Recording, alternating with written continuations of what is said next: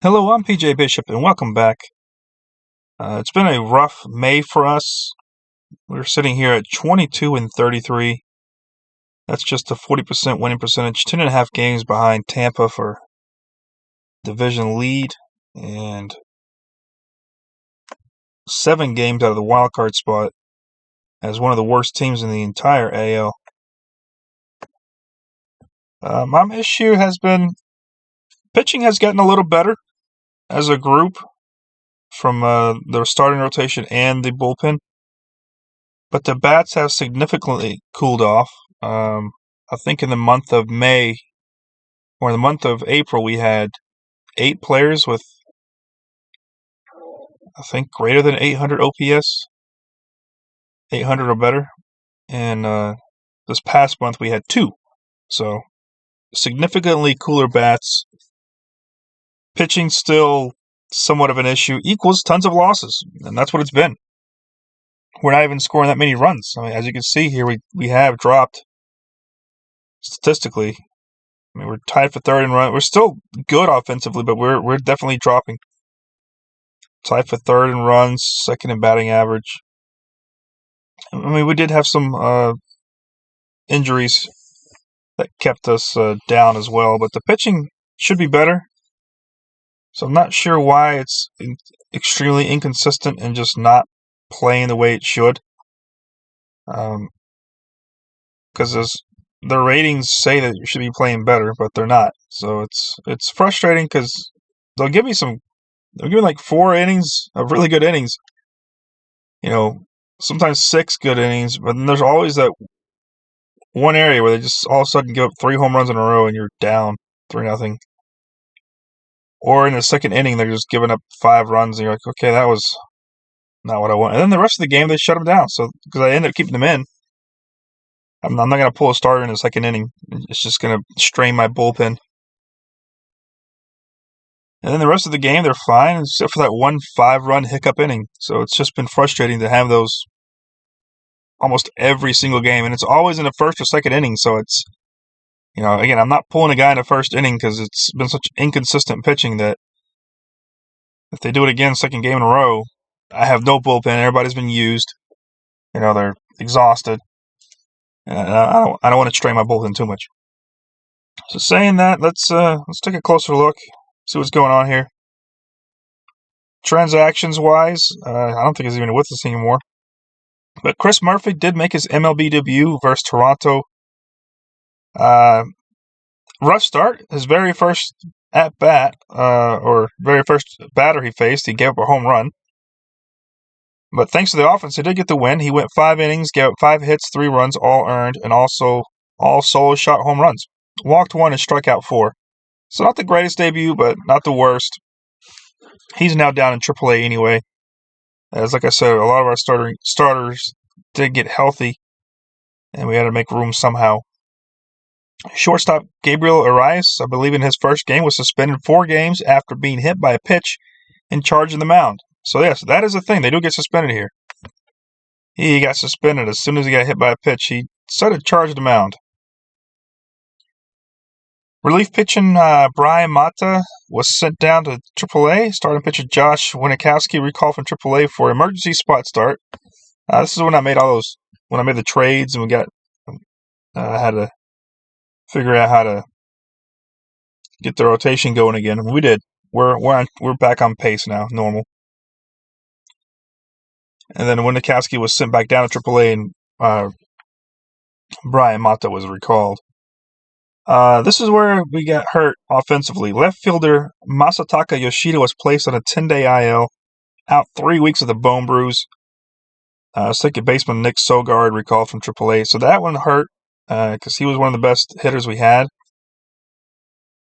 He is one of the best hitters we have. But then he came back and he struggled. He's been struggling since he came back from injury, so it kind of stinks because he had awesome momentum heading into June, hitting very well. Had one of the highest averages in the season of anyone in baseball. And then now the injuries kind of derailed him a little. He's slowed down quite a lot. Has yet to really come back the way he was before he got hurt. Relief pitcher Wyatt Mills moved from IL to AAA. Starting pitcher Corey Kluber, I traded him to Toronto for starting pitcher prospect Hayden Jungar, and starting pitcher Joey Paxton was activated from the IL and made starting pitcher number 2. So yes, I did move on from Kluber. Did get a young kid in Hayden Jungar. I wonder where he is. Is he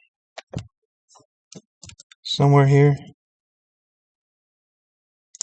Can I look him up this way? I never actually used this. So search. Let's see. What does this do? Finding players. Here he is. Yeah, so he's in AAA currently. He's not bad. He's got potential to someday maybe be a number 5 starter. Only 22 years old. Playing pretty well down in AAA. Less than a home run. Pretty decent ERA in 4 games so far. He's not doing bad. So I do like him. That's what we ended up getting back. Kluber was 34 years old, was not the kind of pitcher that I like, and he wasn't really playing phenomenal baseball. Although he might end up being a long reliever if his stamina doesn't improve. Hopefully that can improve. He's only 22, well, almost 23. He's got a little ways to go, but he could eventually become a relief arm because it looks like he's going to have a good overall stuff as a pitcher. So a well-rounded arsenal definitely would be good enough for the bullpen if he can keep it up. So I don't mind the trade that I made. Let's see. We have starting pitcher Chris Murphy was sent down to AAA. Starting pitcher Brian Bello activated from the IL and made my starting pitcher number 4. But if you look down here, you can see that he's not number 4 anymore. I did end up having to move him down. He struggled. He was just, I think, either 4 or 5 games, however many he played. None of them were good. He just kept getting blown up over and over and over. So I sent him down to AAA for some seasoning. Relief pitcher Caleb Ort sent down to AAA. Relief pitcher Joey Rodriguez activated from the IL. Relief pitcher Zach Kelly activated from the IL and sent down to AAA. Second baseman Nick Sogard sent down to AAA as my center fielder Adam Duvall is activated from the IL. So hopefully our lineup will be good. I had to change a few things up. As we get more and more into the season, like I said, I like to play realistic, even though I could just keep setting it by the ratings and leaving it that way, because essentially the ratings should be the most important thing. But I like to base it off their actual statistics and how they're actually playing versus necessarily always their ratings. Otherwise, it'd be a very dull game if I just constantly look at ratings. I wouldn't even look at the statistics because I wouldn't care. I just simply look at the ratings and go, okay, you're number 1. You're the number 1 starter. You're the number 2 starter. You're the number 3 starter. You're always the closer. You're always a setup. Because if you play 1,000 games, you should be the best option. Well, we're not playing 1,000 games right now. We're playing 162. And they do have statistics. And for some reason, some guys play better than others. And it could be for a whole year. Now, next year, when I redo the lineups and the rotation and the bullpen, it'll be off ratings. Because the guy that's what the guy should be potentially.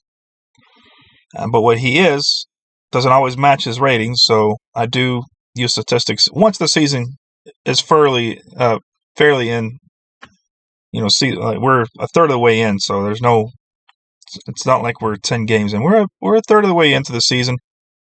So by now, players are roughly shaping up what they could end up being as we enter the All-Star break and the dog days of the summer. Left fielder Narciso Crook sent down to AAA, and left fielder Masataka Yoshida was activated from the IL. So lineup should be looking much better come June. Now we're playing guys that are statistically playing well. So, but not everybody gets pushed out of the lineup. It depends how good they are ratings-wise as well. Some guys I just can't because they should be just too good. And then starting pitcher Brian Bello, as I just said, was sent down to AAA, and starting pitcher Josh Winikowski was recalled and made my starting pitcher number 5. I had to recall him because he was playing extremely well ever since I sent him down. He's kind of on a tear in the minors. Wasn't so much for us, although in his spot start he did well. But in the minors, as you can see, he's clearly destroying pitching in the minors, or destroying batters in the minors. So we called him up. 5th starter, so he's, borderline. Could very well get sent back down if he struggles. But that's what we have right now. Our top prospects changed a little bit. Marcelo Meyer is now number 20. Pitcher Luis Perales came out of nowhere. Number 84. Although I don't see it. Let you guys take a look at him. Young guy, just 20 years old. Hopefully some of this improves a little more, because he's really, in my opinion, not that good. So I'm not sure where the bump in the rankings came from. Because he's up to 84. I think it was unranked at one point. 84 seems awfully high for a guy that's not even dominating high A ball. I mean, he's playing okay, but he's not dominating. He's 1.37 whip. He's not getting up a lot of home runs, not walking that many, striking out a lot. I guess this is why. I think they're basing off his stats. I mean, these are pretty good numbers. That's not that great, but it can get better. And neither is the ear. The ear is something like it's fantastic or anything. So I'm not really sure what they're basing it off of. It's kind of odd to me that they consider him my second best prospect. And then number 3 comes in first baseman Blaze Jordan, number 22. But at least I got 2 top 100 now. Let's take a look at our lineup, because I did change it. So leading off for us now is going to be Gabriel Arias, currently playing second base. He's had a little taste of Major League action for us. So far, I played him in 7 games. He started 6. For us, he's done pretty darn well. He's done at least roughly about a little above average level. I'm hoping maybe with more playing time we can see how he actually plays out. His on-base percentage is pretty darn nice. It's .417, so I do like that. That's why I have him leading off, as he's showing he can get on base. And he's capable of stealing a base or two. And defensively, he's actually really good. So I don't mind putting him in to at least help out defensively there. And number 2 now is center fielder Greg Allen. He kind of came out of nowhere, because he's not that good rating. This is what I mean by ratings-wise. He's not really that good ratings-wise. I mean, his hitting is roughly average, a little above average gap power, very little home run power to speak of. And these aren't even that great either, so I'm not sure. This is good. I like that. And I do like his defensive capability. But none of this says or suggests that he's a .347 hitter, .421 on base guy, a 40. None of that suggests he's a .905 OPS guy. That's not. So that's what I mean by sometimes you just play a guy because he's hot for some reason. I don't know why he's hot. I don't know why the game decided to make him the hot player. That makes no sense. He's 30 years old, still plays for a minimum contract. Nothing exciting here. This is good. This is really good. I like that. And this is good. But these don't really translate much to your hitting ability. This is what your hitting ability comes from. So seeing him hitting .347, and this is in 26 games too, 100 or 95 at-bats. So he's starting to get some at-bats, a lot of at-bats. So it's pretty interesting to see. He's got .347 average, gets on base a ton. He's got a .905 OPS, which is really good. And he's got 28 stolen bases, only been caught 4 times, so 28 out of 32. And The reason that's remarkable, it's 28 bases in 26 games. He's got more than one stolen base per game that he's in. Like, he's really good because he gets on base and he's actually good at stealing bases. It's a combination for a large number of steals. Because some guys may have a really good stealing ability, but have an OPS or OBP of, 333 or something, a lot less, or even less than that, 300 or something like that. But he's able to actually get on base at a high clip. So that's our number 2 guy now. Number 3, Adam Duvall, came back from injury. I do like him. And he's still playing well. He didn't really lose too much from his absence. He's not hitting home runs. He hasn't hit a home run. He hit one. He's not hitting as many home runs as he did when before his injury, but that was kind of a unsustainable pace. I think it was like 5 in 13 games or something like that. You're not going to hit one in every 3 games or less. That's just too many home runs. You'd be breaking records, right? You'd be breaking records. Well, you'd be close to it. Let's see here. He's good. He's been good for us. Really high slugging percentages is what I like. So glad to have him back. Should help the lineup. Should help us have a better June. He's playing left field. Greg Allen's playing and our cleanup hitter, Rafael Devers, still consistently hitting well. He's gotten a little better. I mean, his OPS is 821, which is good. He's already jacked 14 home runs, so he's on pace for 41. He's doing a great job there. You can't really complain. He's one of my best hitters, and there's a reason why he's batting cleanup here. And number 5 is Alex Verdugo. Kind of a surprise, considering that he's not a home run power guy, but he's a gap power guy. And he's getting the doubles, and he's getting he's got 13 doubles right now. So I need somebody that's driving in some runs. Get guys on base and then drive in some runs. And he's got an excellent OPS this year, 866, so he's looking good. 342 average, again, a really high average too, so a pretty sweet deal coming from the number 5 spot. It's almost, 1 out of 3 it is 1 out of 3 at bats. 1 out of 3 at bats, he's on base. Or 4 out of 10 is really on base. 1 out of 3, he gets a hit, so it's really excellent. Especially from the number 5 spot, so it gives him a real chance to actually clean up.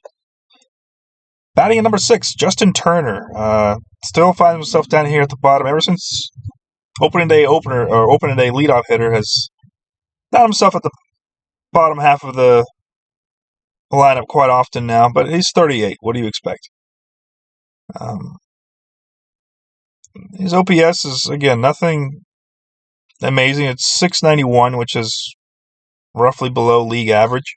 I think league average last year was 707. So you're talking about roughly below league average. He's not. None of the screams like, "Ooh, this is a great player." I mean, definitely not for 8.3 million, but he's done just enough to remain in the lineup. Because he can steal bases too. He's stolen 11. Has been caught 4 times though, so 11 out of 15 isn't amazing. But we'll roll with him at number 6. Number 7 is Masataka Yoshida. Yes, I moved it down to number 7. Even though you think he should be a top of the order guy, but he's been struggling ever since he came back from injury. Yeah, as you can see, every game has gotten a little worse on the OPS side. Still really good on the season, 835. It's just recently hasn't been doing that great. Still not bad, though, really. I might be overreacting because of how many losses we were taking. But I'm glad to have him back in the lineup. And if he plays at the high level as he does at the bottom order, we got a really good lineup then. Especially if these guys can continue playing well and they can return to the former selves. We've got a good lineup again. And number 8 is my catcher, Connor Wong. He's been kind of in a cold spell lately. He went from nearly 800 and now almost nearly 700 OPS in just 5 games. He's been hitless 4 games in a row. Nor is he getting walks, so he's not really doing anything. So when you do that, it spells disaster. Because you're just not you're not doing anything. And you're not that great of a catcher to not do anything either. But you should be able to hit. So hopefully he turns it around. Because he's got 15 stolen bases, which I like out of a catcher. 15 stolen bases is still hitting pretty darn well. Just needs to get a little better. And then our number 9 guy, shortstop Christian Arroyo. At one point I had to bench him because he was so cold, but he's been getting much better. Now he's back to 700 OPS. I think he had like 500 OPS for the month of May or for the month of April. And then last month he had a really high OPS that got him up to 734 on the year. Very respectable now. 261 average, 298 on-base percentage, 436 slugging for a total of 734. And he's got 10 stolen bases out of 11 attempts. So now that he's getting on base a little more, starting to see his stolen bases count rise a little higher. So again, not the best looking lineup as far as the guys are cooling off and not looking that great. But that's what we have. Here's our rotation now. It does look different.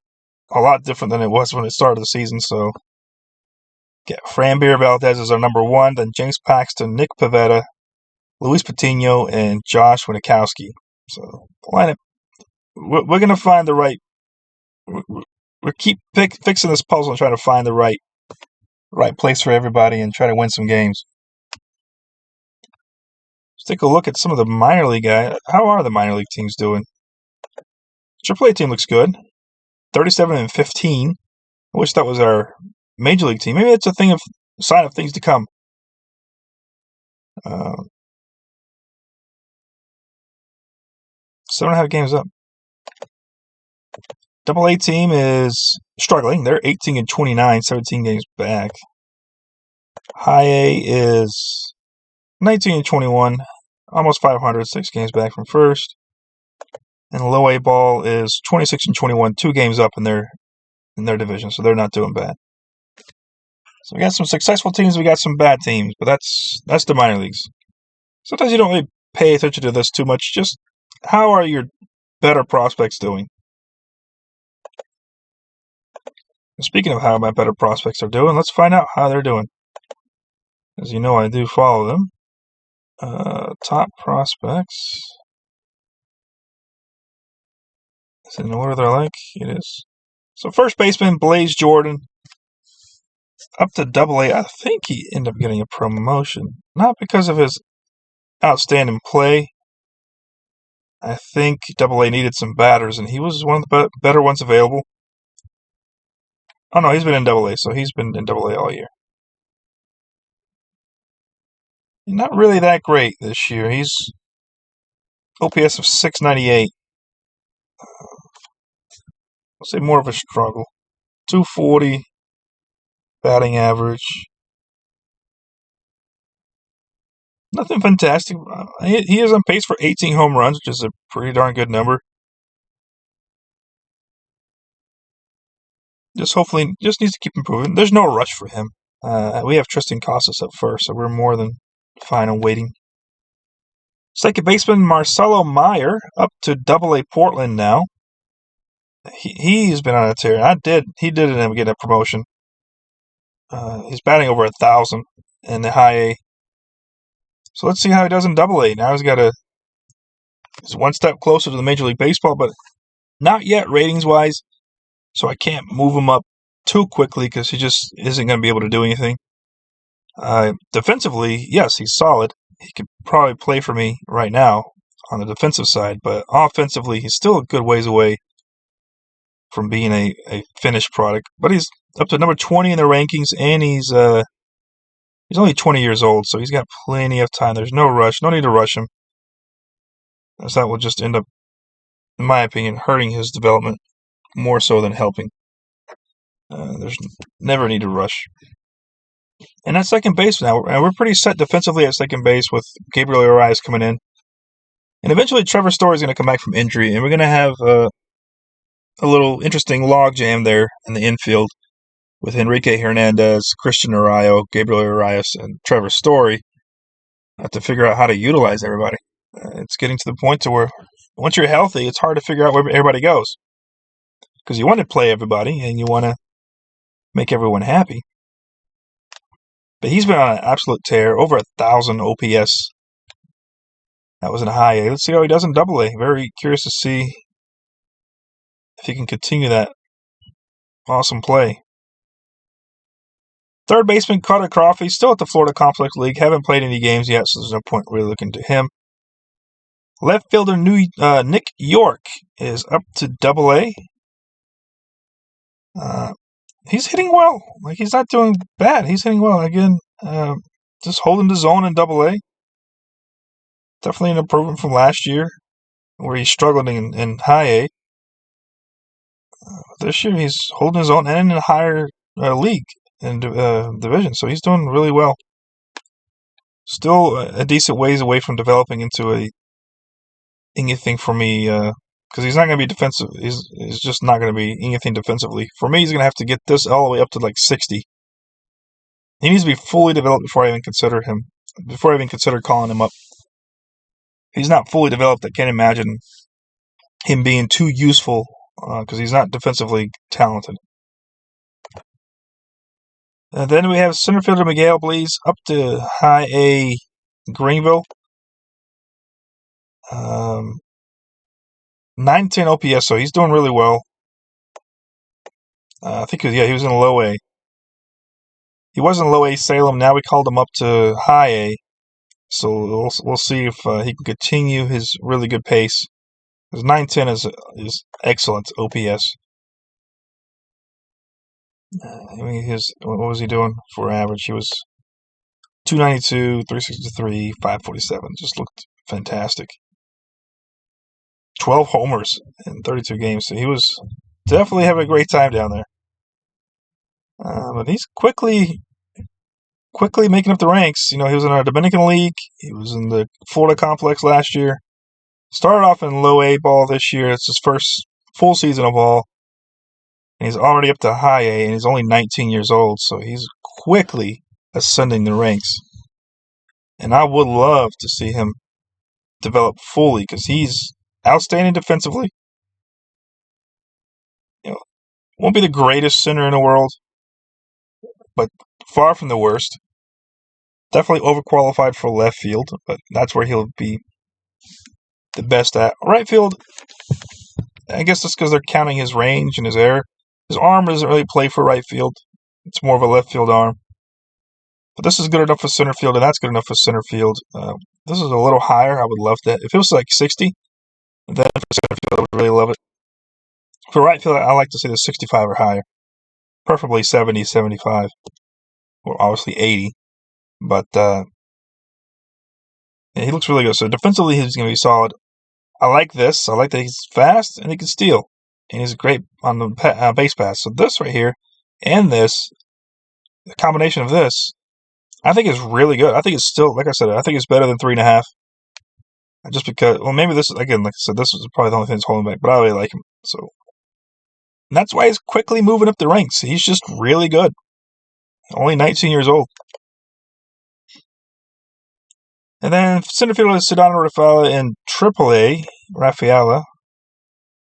He's going to be outstanding. Now, this guy is what I like in center field. He's the true center fielder because defensively he's there long term. You're not going to be able to move him out of that spot. Not going to be much of a threat offensively, But everywhere else, he's fantastic. Good overall player, you know, and that's what I like. And he's not hitting that well so far for AAA. Definitely slowed down a lot since last year when he played for AA Portland. So this is having a hard time transitioning right now. But it's his first year, so the adjustment period is definitely going to have to probably spend another year in the minor leagues. Possibly, I don't. If he comes up next year, it'll be because we're really struggling because we don't need him next year. I would like to see him fully develop before I call him up because there's really no need to call him up unless he's fully developed. Because his biggest attributes or his biggest help is going to be here. It's not going to be with the offensive side. So once he's fully developed here, then he's more of an asset. But right now, he's still a good ways away. He's going to be on the older side by the time we call him up. And then our DH, Brooks Brandon, who's still at the Florida Complex, so nothing exciting there. And that's pretty much it. Anything exciting happened during the month of June? No. Nothing exciting happens in June because we don't even get the All-Star teams announced until July. So really, June is just the nitty-gritty and play your best games as possible. So that's it for this video. I will see you in the next month as we're heading into the deeper days of summer.